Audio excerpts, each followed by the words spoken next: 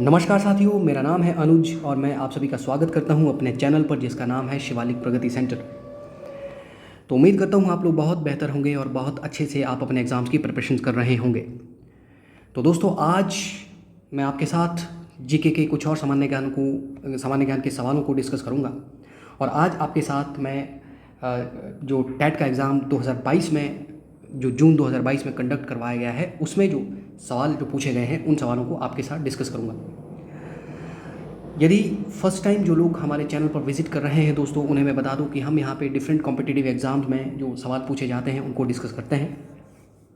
तो यदि आपने अब तक हमारे चैनल को सब्सक्राइब नहीं किया तो आप हमारे चैनल को सब्सक्राइब ज़रूर करें, वीडियो को लाइक ज़रूर करें। तो दोस्तों, यदि आपने हमारा पिछला वीडियो देखा होगा जिसमें कि टेट के एग्ज़ाम को मैंने आपके साथ डिस्कस किया, जिसमें तकरीबन 250 से 300 क्वेश्चन आपके साथ मैंने डिस्कस किए। क्योंकि टेट में जीके के जो सवाल हैं उनकी संख्या ज़्यादा होती है, इसीलिए मैंने टेट के एग्ज़ाम को कुछ पार्ट में डिवाइड किया है। तो उसी तरह से मैं आज ये जो वीडियो आपका बना रहा हूँ, जिसमें कि मैं आपके साथ जो 2022 में जून के महीने में जो टेट का एग्ज़ाम हुआ उसमें जो सवालों को डिस्कस कर रहा हूँ, इसका पहला पार्ट मैं आपके साथ आज डिस्कस करूँगा। दोस्तों, क्योंकि मैं आपके साथ 15 सवालों को यहाँ पर डिस्कस करता हूँ, 15 सवालों में ही तकरीबन 50 के आसपास मुझे लगता है सवाल बन जाते होंगे और वीडियो आपका 20 से 25 मिनट का बन जाता है, तो मुझे लगता है ये सफिशिएंट समय होता होगा। और एक बात का और ध्यान रखें दोस्तों, जैसे मैं पहले भी आपको कहता रहता हूँ कि ऐसा नहीं है कि टेट के एग्ज़ाम के लिए ही ये वीडियो ज़्यादा ज़रूरी है। आप चाहे किसी भी कॉम्पिटिटिव एग्ज़ाम की प्रिपरेशन कर रहे हैं तो इस तरह के सवाल जो एग्ज़ाम में पूछे जाते हैं, बार बार पूछे जाते हैं, उन सवालों को मैं डिस्कस करता हूँ। तो चलिए, आपका ज़्यादा समय नहीं लूँगा, देखते हैं आज के वीडियो में पहला सवाल। और आज के वीडियो में पहला सवाल है दोस्तों, क्वेश्चन नंबर 61। भारत विश्व का कौन से नंबर का सबसे बड़ा तेल उपभोक्ता देश है? ऑप्शन ए तीसरा, ऑप्शन बी पहला, ऑप्शन बी दूसरा और ऑप्शन ए चौथा। तो इस सवाल का जो सही जवाब है वो है ऑप्शन ए। अमेरिका और चीन के बाद भारत तीसरा सबसे बड़ा तेल उपभोक्ता देश है। और अगर आपको तेल उत्पादक देशों के बारे में पूछा जाए तो ध्यान रहे, सऊदी अरब, अमेरिका और फ्रांस जो है ये दुनिया के सबसे बड़े तेल उत्पादक देश हैं। माफ़ करना दोस्तों, फ्रांस नहीं, रूस, सऊदी अरब, रशिया और अमेरिका जो है दुनिया के सबसे बड़े तेल उत्पादक देशों में से एक है। तो चलिए, क्वेश्चन नंबर 62 है दोस्तों। संविधान का कौन सा अनुच्छेद भारत के उपराष्ट्रपति के चुनाव से संबंधित है? ऑप्शन ए अनुच्छेद 55, ऑप्शन बी अनुच्छेद 66, ऑप्शन सी अनुच्छेद 72, ऑप्शन डी इनमें से कोई नहीं। और इस सवाल का जो सही जवाब है वो है अनुच्छेद बी, ऑप्शन बी। अनुच्छेद 66 जो है भारत में जो भारतीय संविधान में जो अनुच्छेद 66 है दोस्तों, वो उपराष्ट्रपति के चुनाव से संबंधित है। आपको सवाल पूछा जा सकता है कि उपराष्ट्रपति का जो चुनाव है वो किस पद्धति के द्वारा होता है, किस प्रक्रिया द्वारा होता है? तो उपराष्ट्रपति का जो चुनाव है दोस्तों वो एकल संक्रमणीय अनुपातिक पद्धति के द्वारा ये चुनाव करवाया जाता है। सिंगल प्रेफरेंशियल ट्रांसफरेबल वोटिंग जो है इस पद्धति के द्वारा उपराष्ट्रपति का या फिर राष्ट्रपति का चुनाव या फिर राज्यसभा के जो सदस्य होते हैं उनका चुनाव भी इसी पद्धति के द्वारा करवाया जाता है।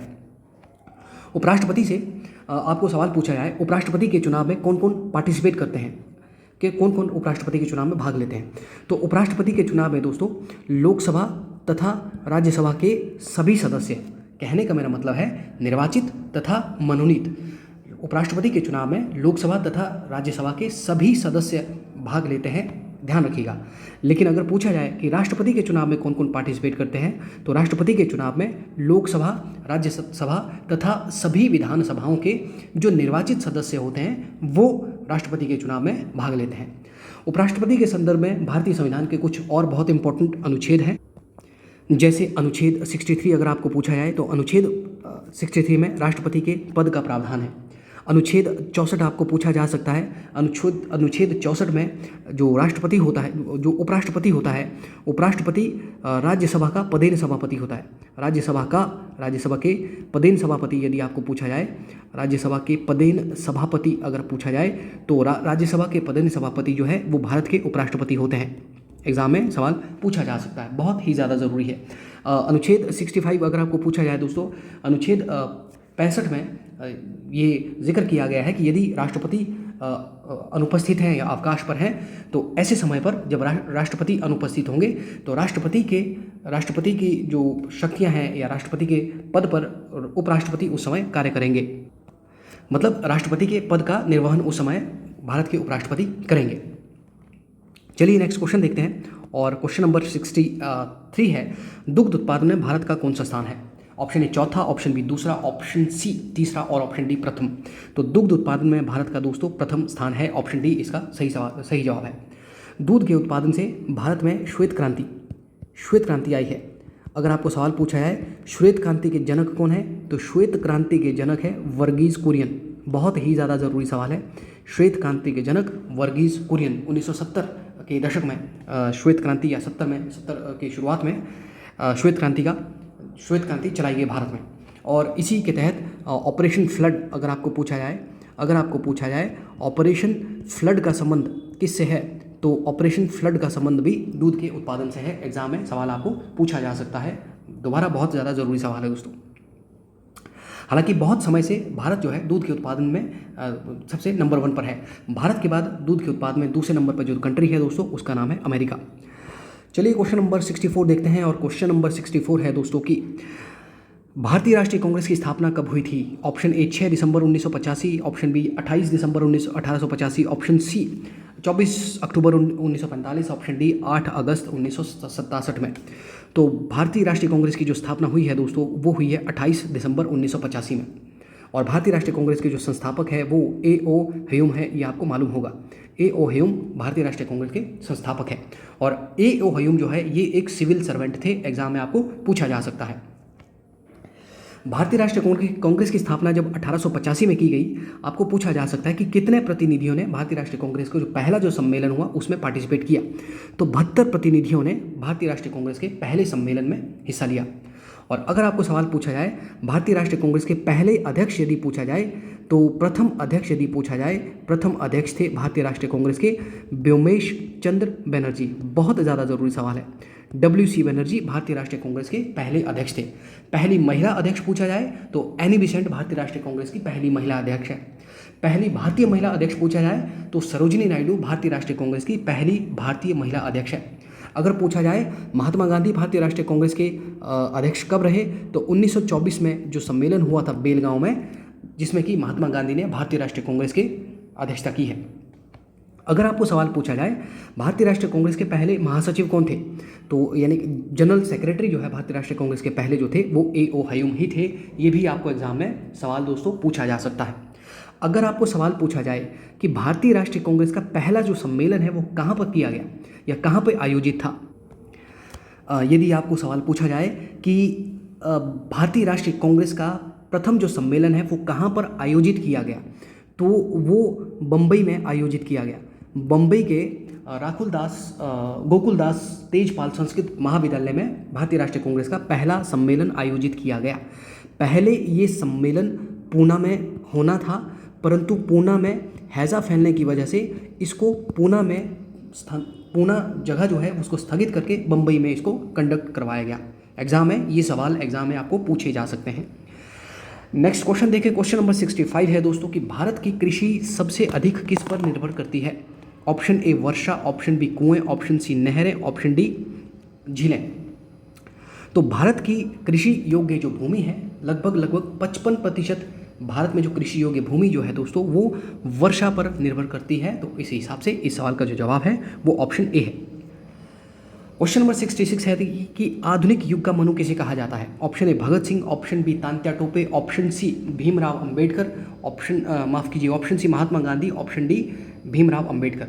और इस सवाल का जो सही जवाब है वो ऑप्शन डी है।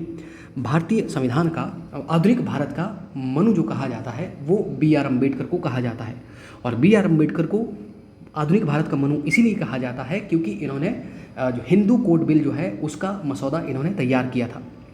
B.R. अम्बेडकर भारत के पहले कानून मंत्री भी थे, आपको पूछा जा सकता है। B.R. अम्बेडकर को हम भारत के संविधान का निर्माता कहा जाता है, architecture of the Indian constitution.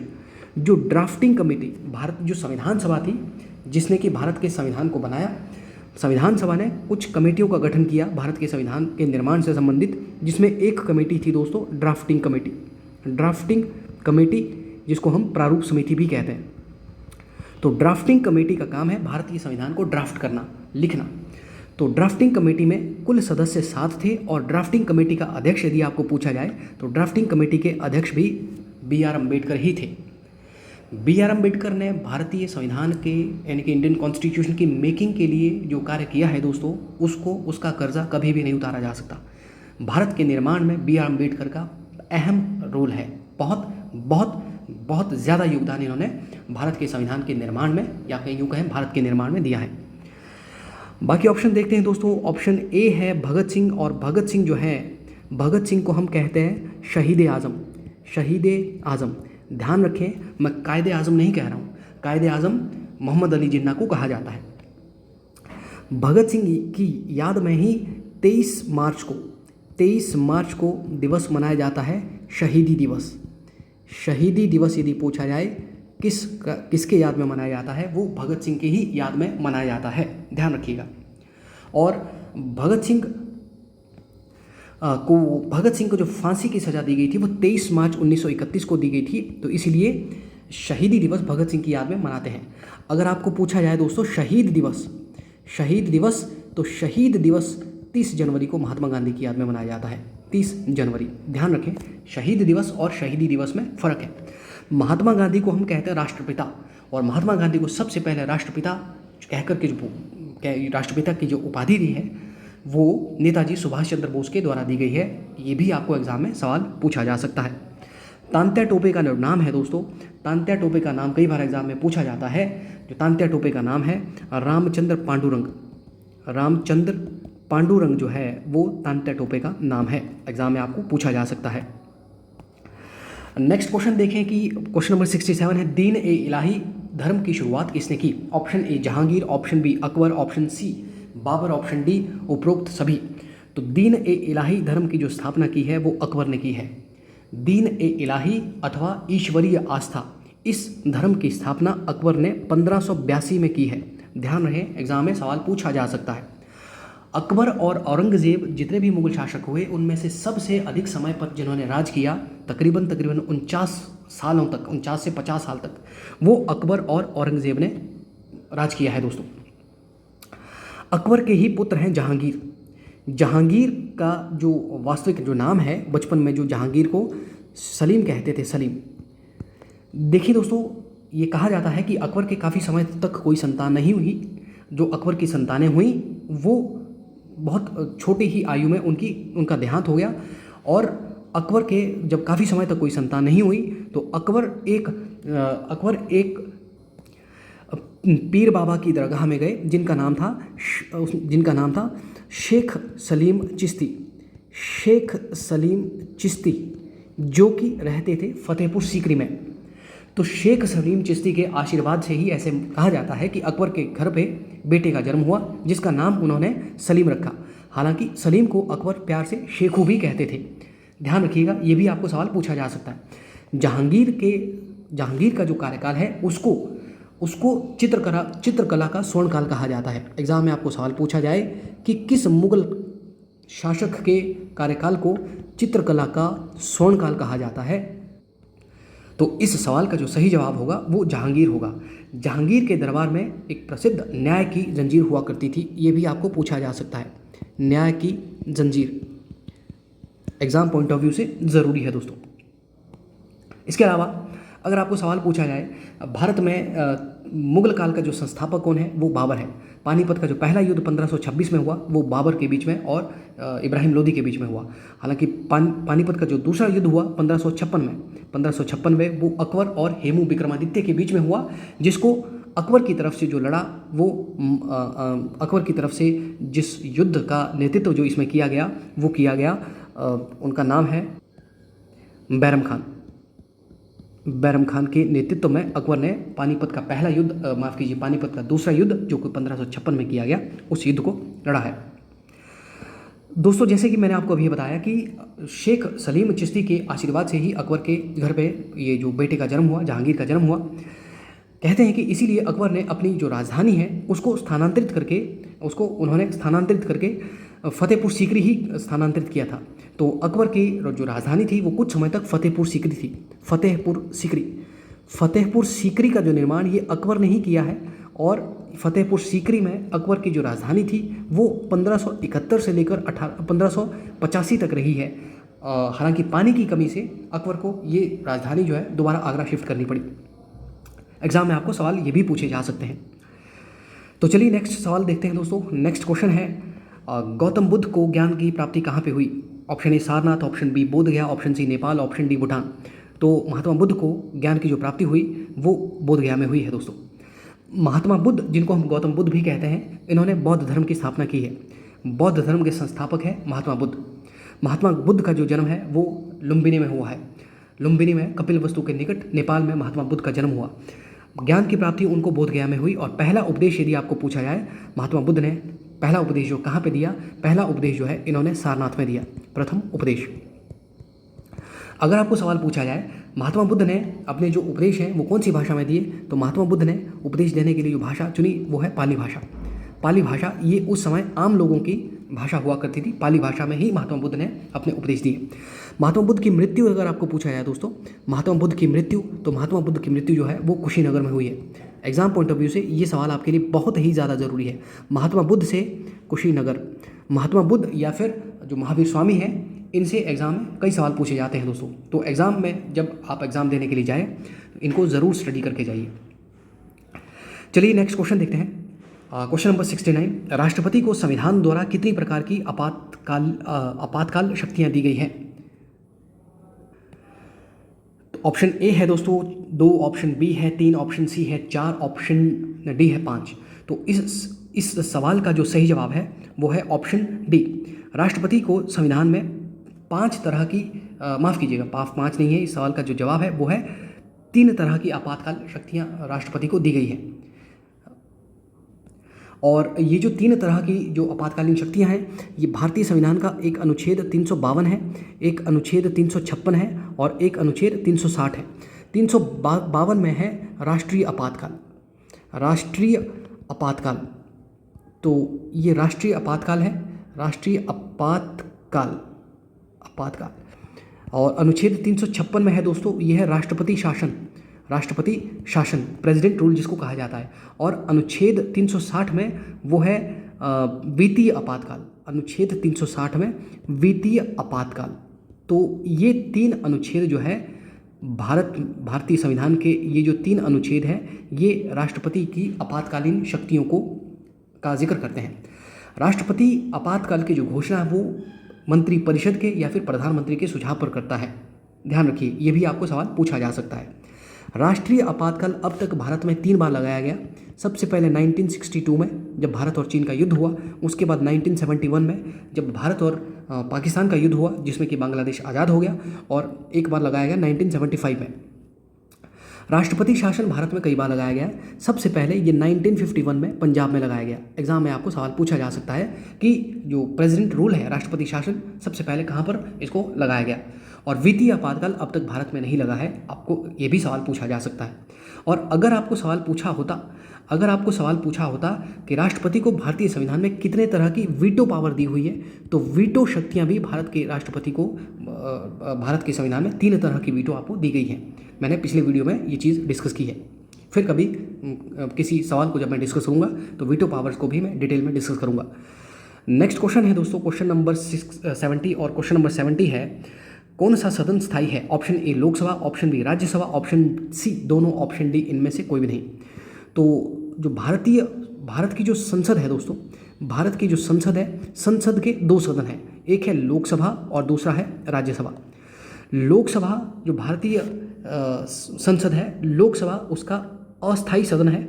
Lok Sabha जो है अस्थायी सदन है और राज्यसभा जो है वो स्थायी सदन है। तो इस तरह से इस सवाल का जो सही जवाब है, स्थायी सदन आपसे पूछा गया है, तो राज्यसभा जो है संसद का स्थायी सदन है। ध्यान रखें, permanent house of the parliament जो है वो राज्यसभा है। आपको यहाँ से और भी कई तरह के सवाल पूछे जा सकते हैं। राज्यसभा को हम ऊपरी सदन कहते हैं, लोकसभा को हम निम्न सदन कहते हैं या फिर निचला सदन कहते हैं। लोकसभा का जो कार्यकाल होता है दोस्तों वो 5 वर्ष का होता है। 5 वर्ष के बाद लोकसभा जो है भंग हो जाती है। राज्यसभा का कोई भी कार्यकाल नहीं होता। राज्यसभा अनंत समय, अनिश्चित समय तक चलती रहेगी।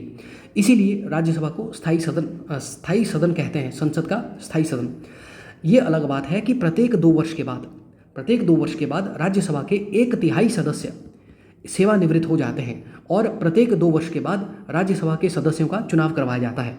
परंतु वो सिर्फ और सिर्फ 1/3 सदस्य सेवानिवृत्त होते हैं, रिटायर होते हैं। बाकी जो 2/3 सदस्य हैं वो राज्यसभा में अभी भी बने हुए हैं। इसी तरह से मैंने आपको कहा राज्यसभा कभी भी भंग नहीं होती, इसीलिए इसको संसद का स्थायी सदन कहते हैं।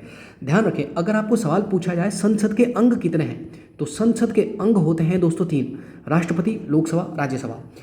लोकसभा का कार्यकाल जैसे मैंने आपको बताया 5 वर्ष का होता है, लेकिन 5 वर्ष से पहले लोकसभा को राष्ट्रपति के द्वारा भंग किया जा सकता है, परंतु राज्यसभा को कभी भी भंग नहीं किया जा सकता। लोकसभा का सदस्य बनने के लिए अगर आपको पूछा जाए न्यूनतम आयु कितनी है, तो लोकसभा का सदस्य बनने के लिए न्यूनतम आयु है 25 वर्ष। राज्यसभा का सदस्य बनने के लिए न्यूनतम आयु जो है वो दोस्तों वो 30 वर्ष है। लोकसभा के सदस्य का कार्यकाल पूछा जाए 5 वर्ष, राज्यसभा के सदस्य का कार्यकाल पूछा जाए 6 वर्ष। ध्यान रहे, राज्यसभा के सदस्य का कार्यकाल 6 वर्ष है, राज्यसभा का कोई कार्यकाल नहीं है। एग्जाम में इस तरह से आपको कन्फ्यूज किया जा सकता है। लोकसभा के सदस्यों की संख्या आपको पूछी जा सकती है, राज्यसभा के सदस्यों की संख्या आपको पूछी जा सकती है। राज्यसभा से राष्ट्रपति 12 लोगों को मनोनीत करता है, ये भी आपको एग्जाम में सवाल पूछा जा सकता है। तो चलिए नेक्स्ट क्वेश्चन देखते हैं दोस्तों। क्वेश्चन नंबर 71 है, कंचनजंगा भारत के किस राज्य में स्थित है? Option A Assam, option B Kerala, option C Meghalaya, option D Sikkim. और इस सवाल का जो सही जवाब है वो है ऑप्शन डी, कंचनजंगा जो है भारत के सिक्किम राज्य में स्थित है। कंचनजंगा हिमालय पर्वत श्रृंखला की भारत में सबसे ऊंची चोटी है दोस्तों। एग्जाम में ये भी आपको सवाल पूछा जा सकता है। क्वेश्चन नंबर 72 है, चिपको आंदोलन किस से संबंधित है? ऑप्शन ए कुआं, ऑप्शन बी वन, ऑप्शन सी झील, ऑप्शन डी नदी। तो चिपको आंदोलन पिछले मैंने जो वीडियो डिस्कस किए हैं उनमें मैंने इसको काफ़ी डिटेल में डिस्कस किया। चिपको आंदोलन 1973 में सुंदरलाल बहुगुणा के द्वारा किया गया और ये वनों को बचाने के लिए किया गया। ध्यान रखिएगा, आपको भी पूछा जा सकता है। और ये उस समय उत्तर प्रदेश, अभी उत्तराखंड में ये हुआ है चिपको आंदोलन। नेक्स्ट क्वेश्चन है दोस्तों, क्वेश्चन नंबर 73, निम्न में से भारत में सबसे अधिक वर्षा कहाँ पे होती है? तो 4 ऑप्शन दिए गए हैं। ऑप्शन ए है अगुम्बे, ऑप्शन बी है मासिनराम, ऑप्शन सी है महाबलेश्वर, ऑप्शन डी है अम्बोली। तो भारत में सबसे अधिक वर्षा जो है वो मासिनराम में होती है, असम में, माफ़ कीजिएगा मेघालय में। नेक्स्ट क्वेश्चन देखें दोस्तों, क्वेश्चन नंबर 74 है कि आर्य किस दर्रे से होकर भारत आए थे? ऑप्शन ए खैबर दर्रा, ऑप्शन बी बनिहाल दर्रा, ऑप्शन सी माना दर्रा, ऑप्शन डी नाथुला दर्रा। तो इस सवाल का जो सही जवाब है वो ऑप्शन डी है दोस्तों। आर्य भारत में खैबर दर्रे से होकर के आए थे और ये जो खैबर दर्रा है ये हिंदू कुश पर्वत श्रृंखला में है, पाकिस्तान अफगानिस्तान के बीच में है ये दर्रा, खैबर दर्रा। और नाथुला दर्रा जो है ये नाथुला दर्रा सिक्किम में है, ये भी आपको सवाल पूछा जा सकता है। और बनिहाल दर्रा जो है ये जम्मू कश्मीर में है दोस्तों। नेक्स्ट क्वेश्चन है क्वेश्चन नंबर 75 और आज का ये अंतिम क्वेश्चन है। और क्वेश्चन नंबर 75 है दोस्तों कि सरदार सरोवर परियोजना का संबंध किस राज्य से है? Option A Gujarat, option B Rajasthan, option C Punjab, option D Kerala.